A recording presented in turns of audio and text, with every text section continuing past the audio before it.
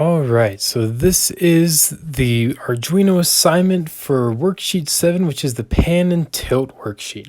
Unfortunately, I had some major complications completing the assignments requested by this worksheet. When I took my stepper motor back out of the package and hooked it up, although the stepper motor driver was working, the stepper motor itself was not functioning.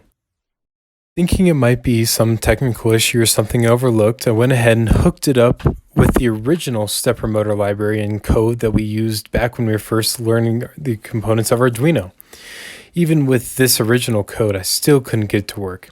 So I went online, looked up possible ways to maybe fix the stepper motor, but I found nothing. Given a short amount of time to fix this problem, I thought through my options. I could possibly use the motor just included within the original kit, but then I remembered that I actually had some stepper motors lying around.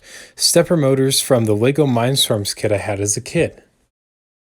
I figured I would have to reverse engineer how these stepper motors worked. So I went ahead, I stripped the wires that led to the connection port on the stepper motor, and I got ready to hook them up to the Arduino board. From here, I went online to do some research. I found some schematics that showed me that 2 of the 6 inputs to the motor controlled the motor's speed and direction. 2 of the other wires from the motor were actually outputs from the internal rotary encoder within the motor that would allow the motor to be used as a stepper motor.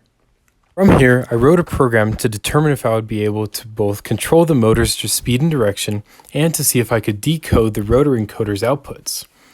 Unfortunately, the outputs from the rotary encoder proved to be too much of a challenge for the knowledge I currently have. However, I was able to control the speed and direction of the motor.